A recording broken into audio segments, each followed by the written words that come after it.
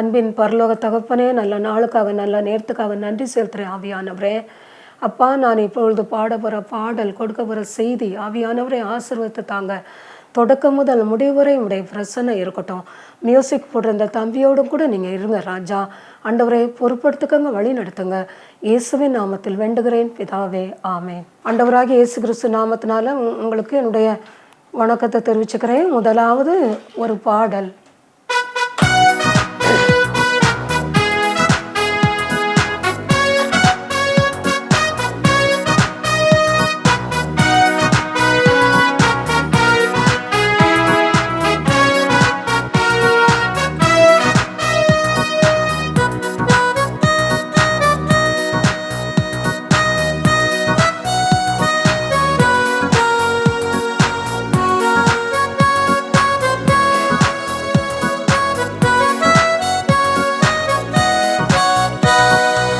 எனக்கொரு ஆசை உண்டு, என் இயேசுவை காண வேண்டும். எனக்கொரு ஆவல் உண்டு, நான் அவரோடு பேச வேண்டும். எனக்கொரு ஆசை உண்டு, என் இயேசுவை காண வேண்டும். எனக்கொரு ஆவல் உண்டு, நான் அவரோடு பேச வேண்டும். வானகமே வையகமே, எனது ஆசை நிறைவேறுமா? வானகமே வையகமே, எனது ஆசை நிறைவேறுமா? எனது ஆசை நிறைவேறுமா? எனக்கொரு ஆசை உண்டு, என் இயேசுவை காண வேண்டும். எனக்கொரு ஆவல் உண்டு, நான் அவரோடு பேச வேண்டும்.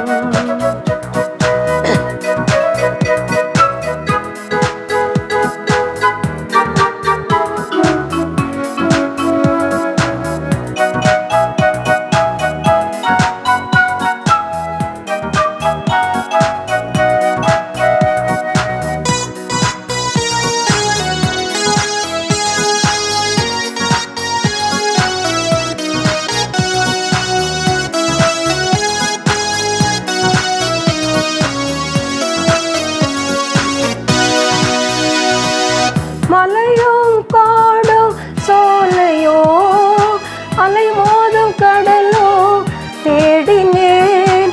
மலையும் காடும் சோலையோ, அலை மோதும் கடலோ தேடினேன்.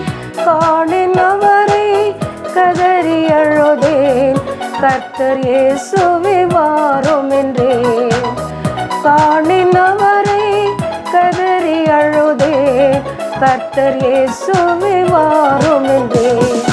வானகமே வையகமே, எனது ஆசை நிறைவேறுமா? வானகமே வையகமே, எனது ஆசை நிறைவேறுமா? எனது ஆசை நிறைவேறுமா? எனக்கொரு ஆசை உண்டு, என் இயேசுவை காண வேண்டும். எனக்கொரு ஆவல் உண்டு, நான் அவரோடு பேச வேண்டும்.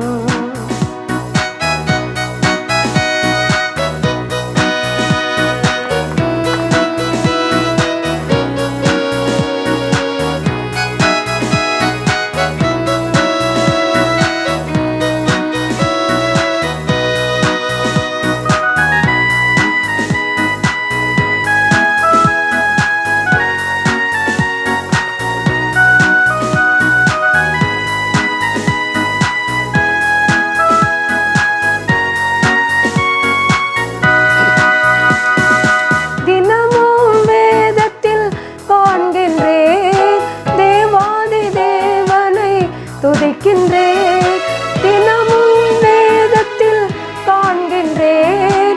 தேவாதி தேவனை துதிக்கின்றேன், ஜெபத்தில் பேசி மகிழ்கின்றேன்.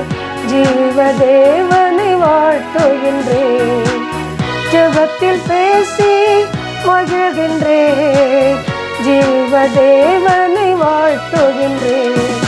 வானகமே வையகமே எனது ஆசை நிறைவேறுமா? வானகமே வையகமே எனது ஆசை நிறைவேறுமா? எனது ஆசை நிறைவேறுமா? எனக்கொரு ஆசை உண்டு, என் இயேசுவை காண வேண்டும். எனக்கொரு ஆவலுண்டு, நான் அவரோடு பேச வேண்டும்.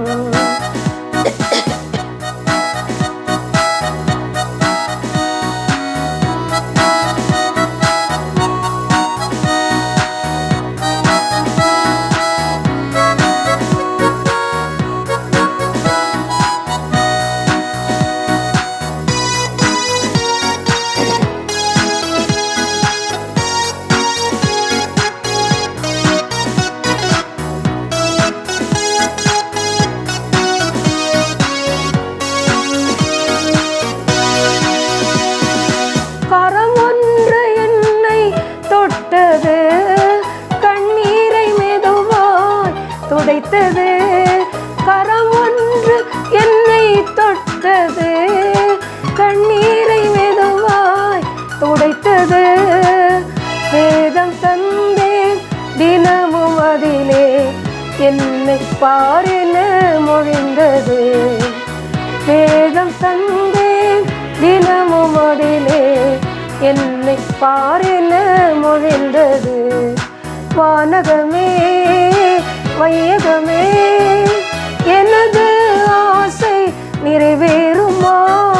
வானகமே வையகமே எனது ஆசை நிறைவேறுமா? எனது ஆசை நிறைவேறுமா?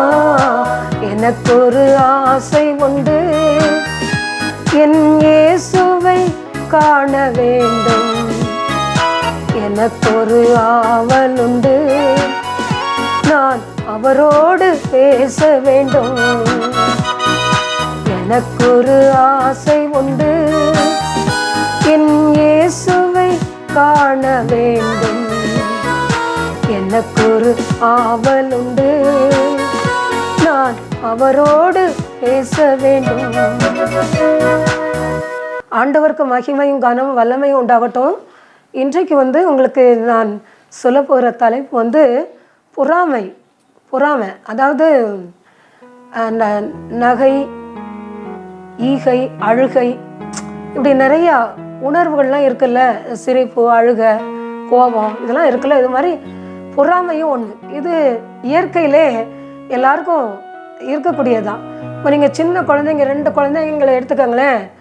ஒரு இளைய குழந்தைய மடியில் வச்சுட்டு அந்த மூத்த குழந்தைய கீழே விடுங்க, அது நிற்காது. அதை தள்ளி விட்டுட்டு இது இருக்கணும்னு நினைக்கும்.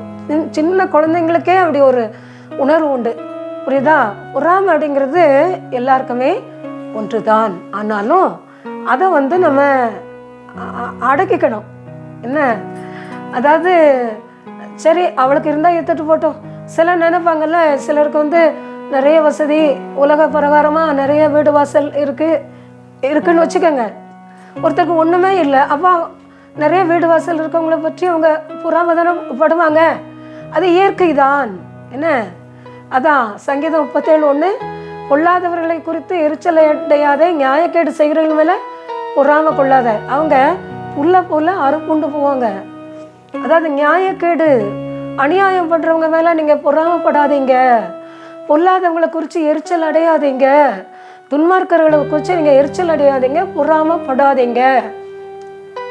அவன் இப்படி இருக்கான், அவன் இப்படிலாம் பண்ணுறான், எவ்வளோ பாவம் செய்கிறான், எத்தனை பேர் அடிக்கான், எவ்வளோ கொலை பண்ணுறான், எப்படிலாம் இருக்கான், ஆனால் அவன் நல்லா தானே இருக்கான் அப்படின்னு நீங்கள் நினைக்கிறீங்களா? அதான் சொல்கிறாங்க, அப்படி பொறாமப்படாதீங்க. புரியுதா? அப்படி பொறாமப்படுறது நமக்கு நல்லதில்லை. அவங்க புல்ல போல அறுப்புண்டு போவாங்க. அப்படி அவங்க எதுவும் பண்ணிட்டு போகிறாங்க, நமக்கு என்ன? அவங்க நல்லா இருந்தால் இருந்துட்டு போகிறாங்க. அது துன்மார்க்கர்கள் வந்து உள்ள போல தானே செழிப்பாங்கன்னு சொல்லப்பட்டிருக்கு. அப்போ அவங்க மேலே நீங்கள் பொறாமைப்பட்டு என்ன பிரயோஜனம்? என்ன இருந்தால் இருந்துட்டு போகிறாங்க, வாழ்ந்தால் வாழ்ந்துட்டு போகிறாங்க. என்ன அவங்களுக்கெல்லாம் ஆயுசு கம்மி துன்மார்க்கர்களுக்கு, புரியுதா? நீதிமான்கள் தான் செழித்து பனையை போல் செழிச்சிருப்பாங்க, அவங்க பரிசுத்தவான்களாக இருப்பாங்க. அதனால் நம்ம துன்மார்க்கர்களை குறித்து பொறாமைப்படணும்னு அவசியம் கிடையாது. பொறாமைப்படாதீங்க. ஒருவேளை உங்களுக்கு அப்படி ஒரு பொறாமை இருந்தால் அதை விட்டுருங்க. தெரியுதா? இவன் நல்லா அழகாக இருக்கா, இவ நேரத்துக்கு ஒரு ட்ரெஸ் பண்ணுறா, இவ அப்படி இருக்கா இப்படி இருக்கா அப்படிலாம் நினச்சி பொறாமைப்படக்கூடாது. அவன் துன்மார்க்க ஜீவியம் தான் ஜீவிக்கான், அவன் நல்லா இருக்கான் அப்படின்னு நீங்கள் நினைக்காதீங்க. அதாவது சடுதியில் மரணம் வரும் அப்படின்னு சொல்லப்பட்டிருக்கு துன்மார்க்கனுக்கு, புரியுதா? தன் பிடரியை கடினப்படுத்துகிறவனுக்கு சடுதியில் என்னது நாசம் வரும் அப்படின்னு சொல்லப்பட்டிருக்கு. அதனால நம்ம அவங்கள குறிச்செல்லாம் நம்ம பொறாமப்பட வேண்டாம். நம்ம இருக்கிற வரைக்கும் நம்ம பரிசுத்தமா இருக்கமா இருந்துட்டு போங்க, புரியுதா? யாரையும் பற்றி பொறாமப்படணும் நமக்கு அவசியம் வேண்டாம். ஆண்டவர் அப்படி சொல்லலை. என்ன பொறாமப்படாதீங்க. ஆதியாகமம் 30வது அதிகாரம் 1வது வசனம். ராகேல் பிள்ளைகள் தான் பெறாததை கண்டு சகோதரியின் மேல் பொறாமை கொண்டு யாக்கோவை நோக்கி, எனக்கு பிள்ளை கொடும், இல்லாவிட்டால் நான் சாகிறேன் என்றாள். அதாவது இதுல லேயாள் வந்து மூத்தவா, அவ கூச்ச கண்ணின்னு சொல்றாங்க, அவளை யாரும் நேசிக்கல. ஆனா கர்த்தர் இயேசு அவளை நேசிச்சாங்க, கர்த்தர் நேசிச்சாங்க. அதனால அவளுக்கு வந்து நல்ல குழந்தைங்கெல்லாம் கொடுத்தாங்க. என்ன அதை பார்த்து இவளுக்கு பொறாமை. அவள் இளைவா ராகேல் இருக்கால, அவளுக்கு குழந்தையும் இல்லை, அவள் அழகா இருக்கான்னு அவன் மேலே யாக்கோபு நேசிச்சான் அவளை, இவளை தள்ளி விட்டான். அதனால கர்த்தர் வந்து இந்த லேயாளை நேசிச்சதுனால அவளுக்கு நிறைய குழந்தைங்க கொடுத்தாங்க. ஆனால் இவளுக்கு குழந்தை இல்லை. அதான் அவள் என்ன சொல்கிறான்னா, யாக்கோவை பார்த்து என்ன சொல்கிறா, என்ன நீங்கள் எனக்கு பிள்ளை கொடுங்க அப்படின்னா நான் செத்து போகிறேன்னு சொல்கிறேன். அப்போ யாக்கோவை சொல்கிறான், என்னன்னா உனக்கு பிள்ளை கொடுக்கறதுக்கு நான் என்ன தேவனா அப்படின்னு கேட்கான். பிள்ளை கொடுக்கறது, குழந்தை கொடுக்கறது அது ஆண்டவருடைய சித்தம். என்ன நம்ம கையில் என்ன இருக்குது? இப்படி பொறாமப்பட்டு அவள் ரொம்ப மனம் அடிவாக ஆகிட்டா. பொறாமப்பட்டு என்ன பிரயோஜனம்? பொறாமப்பட்டவுடனே நமக்கு உள்ள வந்துடுமா? யோசிச்சு பாருங்க. உலகத்தில் இப்போ சிலருக்கு வந்து 20 வருஷம் கூட குழந்தை இல்லாமல் இருக்குது, அப்புறம் குழந்தை இருக்குல்ல. அப்போ நம்ம ஏன் மற்றவங்கள பார்த்து நம்ம பொறாமப்படுறோம்? ஏன் நீங்கள் பொறாமப்படுறீங்க? குழந்தை இல்லாதவங்க குழந்தை இருக்கிறவங்கள பார்த்து பொறாமப்படாதீங்க. கர்த்தரை நோக்கி பாருங்க, உங்களுக்கு கர்த்தர் வந்து குழந்தை கொடுப்பாங்க. எங்கள் அக்கா, ஒரு அக்காவுக்கு 2 பெண் பிள்ளைங்க, மூத்தவா இளைவா 2 பேர். அதில் 2 பேரையும் கல்யாணம் பண்ணி கொடுத்துட்டாங்க. மூத்தவளுக்கு 5 வருஷமா குழந்தை இல்லை. ஆனால் இளைவா சீக்கிரத்தில் அவளுக்கு கல்யாணம் ஆனோடனே குழந்தை பிறந்துட்டு அவளை வீட்டுக்கு அழைச்சிட்டு வந்திருக்காங்க. அந்த பிரசவத்தை பயிர்காலம் பார்ப்பாங்கல்ல, அதுக்காக இவளும் வீட்டுக்கு வந்திருக்கா. அப்போ எல்லாரும் சொல்கிறாங்க, உனக்கு இவ்வளோ நாள் அது குழந்தை இல்லை, கிராமத்தில் அப்படி தானே பேசுவாங்க, அவளுக்கு குழந்தை இருக்கு பாரு அப்படின்னு பேசினோடனே இவ மனசு ரொம்ப நொந்து போயிட்டான். எல்லாரும் தூங்கின நேரம் பார்த்து அவங்க பக்கத்தில், அவங்க வீட்டு பக்கத்துலேயே ஒரு கிணறு இருக்கு, அதுக்குள்ளே போய் விழுந்து இறந்து போயிட்டான். பாருங்க பிரியமானவர்களே, ஒரு பொறுமை இல்லைல்ல அவளுக்கு. 5 வருஷம் தானே ஆகுது. கர்த்தரை நோக்கி பார்த்தா தான் கர்த்தர் கொடுப்பாங்கல்ல. ஏன் இப்படி இவ வந்து விழுந்தா? ஏன் இப்படி மாண்டு போயிட்டா? அதனால அவங்க 2 பேரும், எங்கள் அக்கா தான், அவங்களாம் ரொம்ப மனசு நொந்து போயிட்டாங்க. மனசு நொந்து போய் சீக்கிரமாகவே அவங்க இறந்து போயிட்டாங்க. அவங்களுக்கு அவளை நினச்சி இப்படி இது தேவையா, இவன் குழந்தை இல்லைன்னு பொறாமப்படுறா. அது மாதிரி தான் ராகேல் வந்து பொறாமப்படுறா. ஆனால் கடைசியில் கர்த்தர் ராகேலுக்கு குழந்தை கொடுக்காங்க, புரியுதா? நம்ம யார் மேலேயும் பொறாமப்படணும்னு அவசியம் இல்லை. ஆண்டவரை நம்ம நோக்கி பாருங்க. உங்களுக்கு ஒருவேளை யாருக்காவது இதில் குழந்தை இல்லாமல் இருக்கா, நீங்கள் கர்த்தரை நோக்கி முறையிடுங்க. அன்னைக்கு அன்னாள் வந்து மனங்கசந்து அழுந்தால, அவளுக்கு கர்த்தர் கொடுத்தாங்கல்ல, எலிசபெத்துக்கு கொடுத்தாங்க, எல்லாருக்கும் கொடுத்தாங்கல்ல. அப்போ உங்களுக்கு கொடுக்க மாட்டாங்களா? இதை குறிச்செல்லாம் நமக்கு பொறாம வர வேண்டாம் பிரியமானவங்களே. ஆதியாகமம் 37:11 அவன் சகோதரர் அவன் மேல் பொறாமை கொண்டார்கள். அவன் தகப்பனோ அவன் சொன்னதை மனதிலே வைத்து கொண்டான். அதாவது இதுல யோசேப்பு ஒரு கனவு கண்டான். யோசேப்பு வந்து அவனை 11 நட்சத்திரங்களும் சூரியன் சந்திரன் எல்லாம் அவனை வணங்குற மாதிரி கனவு கண்டேன்னு சொல்லி யோசேப்பு அவங்க அப்பா சகோதரர் எல்லாத்தையும் சொல்கிறான். அப்போ அவங்க அப்பா சொல்கிறாங்க, என்ன நாங்கள் உன்னை வணங்க வருவோமோ அப்படின்னு கேட்காங்க. அவங்க அப்பாவுக்கே கொஞ்சம் வேதனை, சகோதரர்களுக்கு அதுக்கு மேலே வேதனை. அன்னோடனே அவனை சொப்பனக்காரன் வந்துட்டான்னு அவன் மேலே பொறாம பட்டு அவனை ஒரு நேரத்தில் குழியில் தள்ளி அவனை வந்து 20 வெள்ளிக்காசுக்கு விற்று போட்டாங்க. கடைசியில் அந்த யோசேப்பு தான் அந்த சகோதரையும் அவங்க அப்பாவை அவங்களெல்லாம் பார்க்கக்கூடிய ஒரு சூழ்நிலை வந்தது. பிரியமானவர்களே, கடைசியில் யோசேப்பு எகிப்தின் அதிபராக உயர்த்தப்பட்டான். சரி, அந்த மக்கள் வந்து பொறாமப்பட்டதுனால யோசேப்பு ஒன்றும் குறைஞ்சி போல, அவன் வந்து என்ன செஞ்சான், உயர்த்தப்பட்டான். ஆனால் பொறாமைப்படக்கூடாது. பாவம் யோசேப்பு எவ்வளோ நொந்திருப்பான். ஏன்னா அவனுக்கு எவ்வளோ வேதனை, சிறைச்சால அவன் போத்திபார் மனைவியால் வேதனை பட்டு கடைசியில் எகிப்தின் அதிபராக உயர்த்தப்பட்டு இந்த சகோதரர்களை அரவணைக்கக்கூடிய ஒரு சூழ்நிலை அவனுக்கு வந்துட்டு. பார்த்தீங்களா, ஒருத்தர் மேலே நம்ம பொறாமப்படக்கூடாது. கடைசியில் அவங்ககிட்டே நம்ம போய் நிற்க வேண்டிய சூழ்நிலை வருது. பார்த்தீங்களா, அப்படியே பொறாம வந்தாலும் அடக்கணும், அப்படி பேசக்கூடாது. ஒரு முறை நான் வேலைக்கு சேர்ந்த புதுசு 1989, நீங்களாம் நிறைய பேர் பறந்துருக்க மாட்டீங்க. வேலைக்கு சேர்ந்த புதுசில்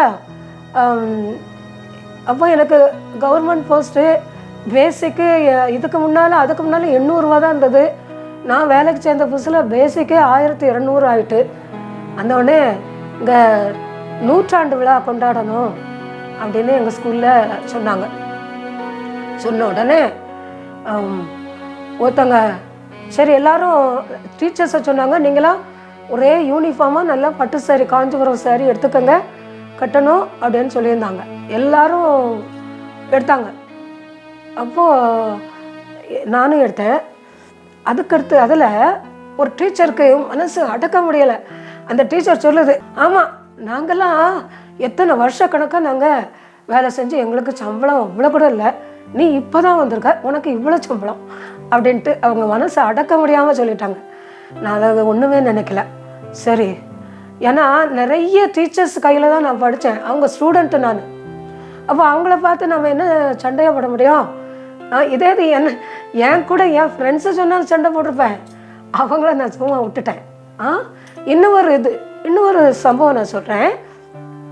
ஒரு முறை அதுவும் நான் வேலைக்கு சேர்ந்து 1 வருஷத்தில் தான் எல்லோரும் இன்ஸ்டால்மெண்ட்டில் சேரீ எடுத்தாங்க.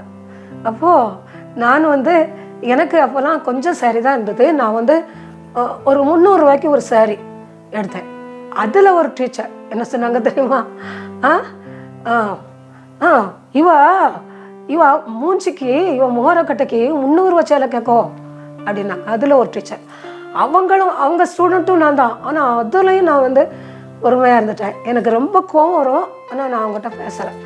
இப்படி பாருங்க பிரியமானவங்களே, அவங்க மட்டும் இல்லை, உலகத்தில் எத்தனையோ பேர் பொறாமையில தான் இருக்காங்க. ஒருத்தரை பார்த்து ஒருத்தர். நமக்கு எதுக்கு அந்த பொறாமை தேவை?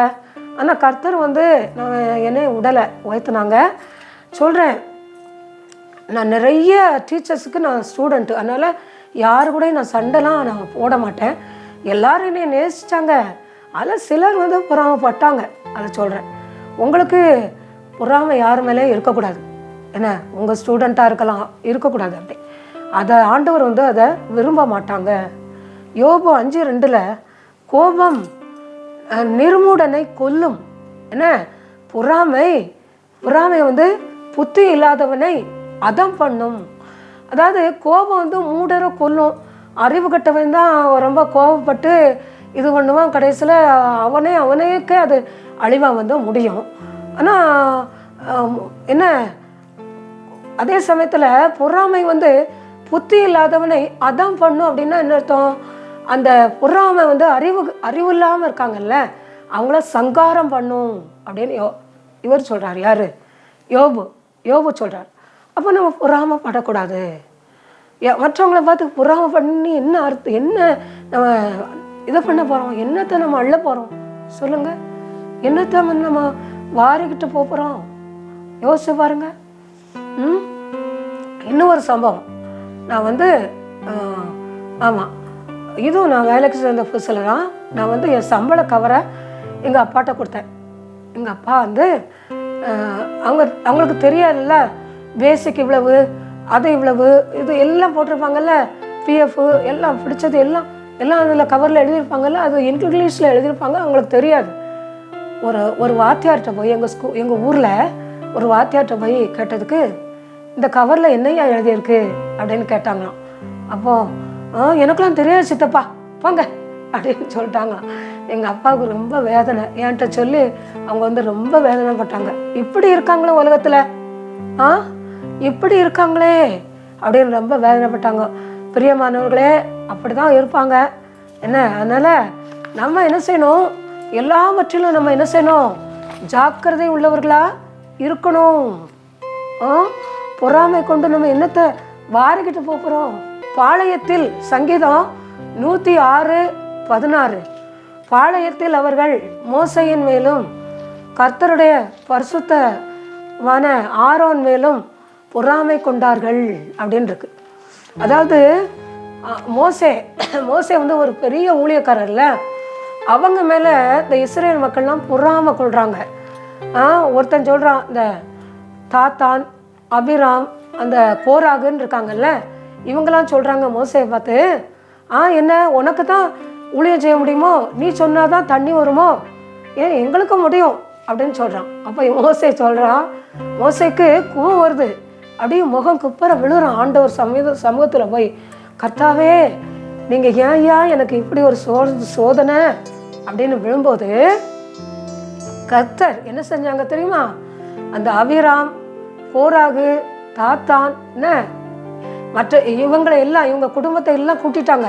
மற்றவங்களை எல்லாம் வெளியே போக சொல்லிட்டாங்க, தள்ளி போங்கன்னு சொல்லிட்டு அவங்களெல்லாம் பூமி பாதாளத்திலே விழுங்கி போடும்படி, உயிரோடே முழுங்கி போடும்படி செஞ்சாங்க. அப்போ பொறாமை கொள்ளலாமா? அப்போ அவங்க என்ன செஞ்சாங்க? உயிரோட என்ன செஞ்சிட்டாங்க? பாதாளத்தில் தள்ளப்பட்டு போயிட்டாங்க. என்ன, அதை பார்த்து நிறைய இஸ்ரேல் மக்கள் வந்து பயந்து நடுங்கினாங்க. ஆனாலும் அவங்க வந்து திருந்தலை. மக்கள் திருந்த மாட்டாங்கல்ல. நீதிமொழிகள் 17:30 பொறாமை வந்து பொறாமையோ எலும்புருக்கின்னு சொல்லப்பட்டிருக்கு. எலும்புருக்கி நோய் உங்களுக்கு தெரியுமா? கொஞ்சம் கொஞ்சமாக ஆளை வந்து அழிச்சிரும். உள்ளுக்குள்ளே ஒன்றும் தெரியாது, உள்ளுக்குள்ளே இருந்தே ஆளை உருக்கி ஒன்றும் இல்லாமல் அழிச்சிரும். அதனால் நீங்கள் மற்றவங்க மேலே பொறாமைக்குள்ளாத அப்படின்னு சாலமன் சொல்கிறாரு. மனம் வந்து உடலுக்கு ஜீவன், பொறாமையோ எலும்புருக்கி அப்படின்னு சாலமன் சொல்கிறாங்க. புரியுதா? மனம், நல்ல மனம், சுத்த மனம் உடலுக்கு ஜீவன். அப்போ சுத்த மனசு உள்ளதா இருங்க. நீங்கள் பொறாமை கொண்டீங்கன்னா உங்களுக்கு அது எலும்புருக்கி நோய் தெரியுமா? இந்த டிபி, இந்த நோய் சொல்கிறாங்கல்ல, டிபி அப்படிலாம் சொல்கிறாங்கல்ல, அது உள்ளுக்குள்ளே இருந்தே ஆளை உருக்கி கடைசியில் ஒன்றும் இல்லாமல் ஆக்கிடும். அது அப்படிதான் பொறாமையும் அப்படிதான். அதனால் மற்றவங்க மேலே நம்ம என்ன செய்யக்கூடாது? பொறாமை பண்ணுறதுக்கு நம்ம என்ன செய்யக்கூடாது? செலுத்தக்கூடாது. சரி, அவன் நல்லா இருக்கானா, இருந்துட்டு போட்டோம், ஆண்டவர் கொடுத்தது நம்ம என்ன செய்ய முடியும்? கவர்மெண்ட் சம்பளம் வாங்குறவங்களை பார்த்து சும்மா சாதாரண சம்பளம் வாங்குறவங்க பொறாமப்படலாமா? படித்தவங்களை பார்த்து படிக்காதவங்க பொறாமப்படலாமா? இது ஆண்டவர் கொடுத்தது ஒருத்தருக்கும். அவர் கொடுத்த ஒரு இது, அவருடைய சித்தம் எல்லாம் நடக்கு. என்ன நம்ம பொறாமப்பட்டு நமக்கு என்ன ஆக போகுது சொல்லுங்க? ஒன்றும் ஆக போகிறது இல்லை. பொறாமையினால சண்டை தான் வரும். என்ன, சண்டையின் ஆரம்பம் மதகை திறந்து விடுகிறது போல இருக்கும். பொறாமையினால தானே மனுஷனுக்கு இடையில சண்டை வருது. நல்லா இருக்கவங்களுக்கு இடையில சண்டை வருமா? முடிஞ்ச வரைக்கும் நீங்கள் என்ன செய்யுங்க? பொறாமைக்குள்ளாம உங்கள் மனசை அடக்க பாருங்க. அப்படிதான் சொல்கிறாங்க. இது அடுத்தது நீதிமொழிகளில் ஒன்று சொல்லப்பட்டிருக்கு, உன் மனதை வந்து பாவிகள் மேல் பாவிகள் மேல் கொள்ள விடாதே. பாவிகள் மேலே உன் மனசை நீ வைக்காத. நீ என்னன்னா, நீ நாடோறும் கர்த்தரை பற்றும் பயத்தோடு இரு. நீ தினம்தோறும் கர்த்தரை பற்றும் பயத்தோடு இரு. நீ பொறாமையாக இருக்கணும் அப்படின்னு நினைக்காத.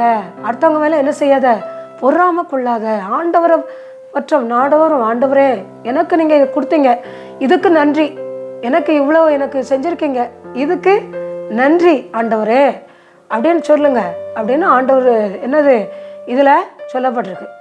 ஏசாயா 11:13 இல்லை மத்தேயு 27:17 பொறாமையினாலே அவரை ஒப்பு கொடுத்தார்கள், பொறாமையினாலே அவரை ஒப்பு கொடுத்தார்கள் என்று பிலாத்து அறிந்து. பொறாமையினால சீசர்கள், இந்த யூதர்கள் எல்லாரும் இயேசு மேலே பொறாமப்பட்டாங்க. அவங்க எல்லாருக்கும் அற்புதம் செஞ்சாங்கல்ல, எல்லாரையும் ஆண்டவரை ஏற்றுக்கங்க அப்படின்னு எல்லாம் சொல்லி கர்த்தர்கிட்ட இழுத்தாங்கல்ல. அதனால் அந்த யூதர்களுக்கு ரொம்ப பொறாமை, அவரை எப்படியாவது தீர்த்து கட்டணும் அப்படின்னு சொல்லி அந்த பிலாத்துக்கிட்ட கொண்டு போனாங்க. அதனால் பிலாத்து சொல்லி பார்த்தாங்க, அவங்கள கேட்கல. அதனால் சரி எனக்கு தெரியாது அப்படின்னு சொல்லி அவங்ககிட்ட சொல்லி கடைசியில் கை கழுவி விட்டுட்டாங்க. ஆனால் ஏன் அப்படி விட்டாங்க? கடைசியில் இது என்ன ஆச்சுன்னா, கர்த்தரை சிலுவையில் அறைய பிலாத்து ஒப்பு கொடுத்தாங்க. அதனால் இயேசுவை என்ன செஞ்சாங்க, சிலுவையில் அரைஞ்சாங்க. அதனால் என்ன சொல்லப்பட்டிருக்குன்னா, அடுத்தது ரோமர் 13:13 களியாட்டு, வெறியாட்டு, வேசித்தனம், காம விகாரம், அப்புறம் வாக்குவாதம், பொறாமையும் உள்ளவர்களாய் நடவாமல் பகலிலே நடக்கிறவர்கள் போல சீராய் நடவுங்கள் அப்படின்னு போட்டிருக்கு.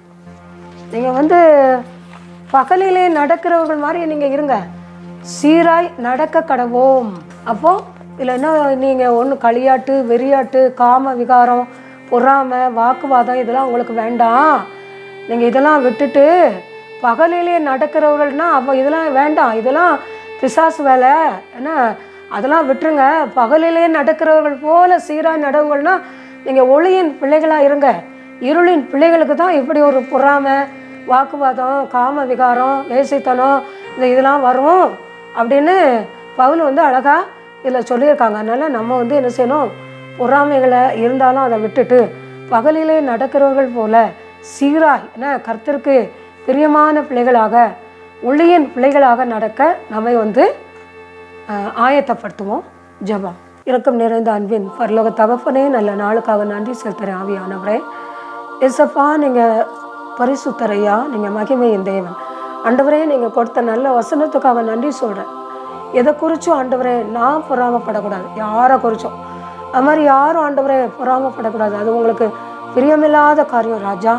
ஆண்டவரே, நல்ல வசனங்களை கொடுத்தீங்க, பாட்டை கொடுத்தீங்க, நன்றி. ஆவியானவரே, இதை கேட்குற எல்லாரும் ரட்சிக்கப்படணும், மனந்திரமணும். ஆவியானவரே, ஒருவராது நம்முடைய கெட்டுப்போது நம்முடைய சித்தம் அல்ல. ஆண்டவரே, இந்த தொலைக்காட்சியை பார்த்து கொண்டிருக்க ஒவ்வொரு மக்களையும் கண்ணோக்கி பாருங்கள்.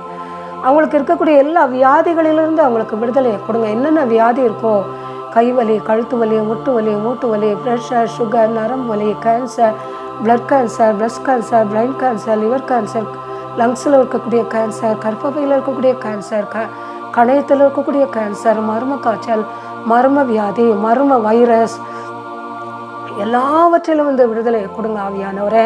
பக்கவாதம் உட்பட பல நோய்களால் பாதிக்கப்பட்ட படுக்கையில் இருக்கக்கூடிய மக்கள் படுக்கை மாற்றி போடுங்க.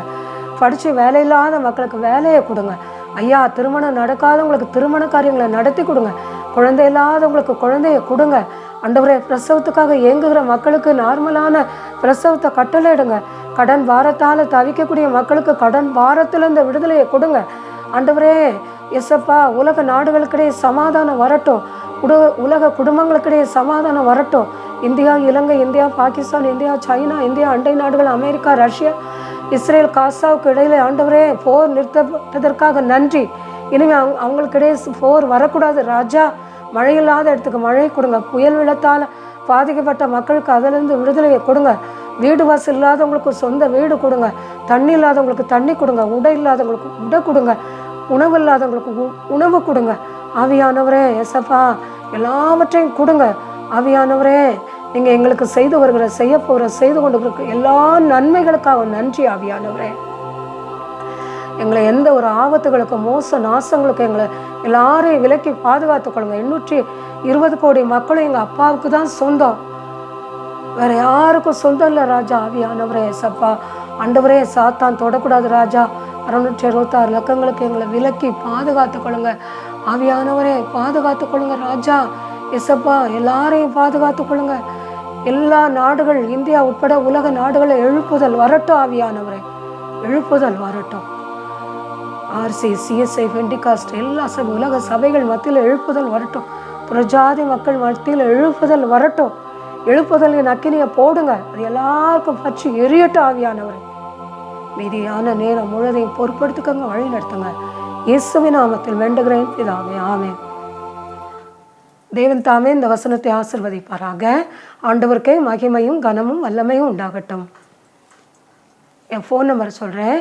9487549354.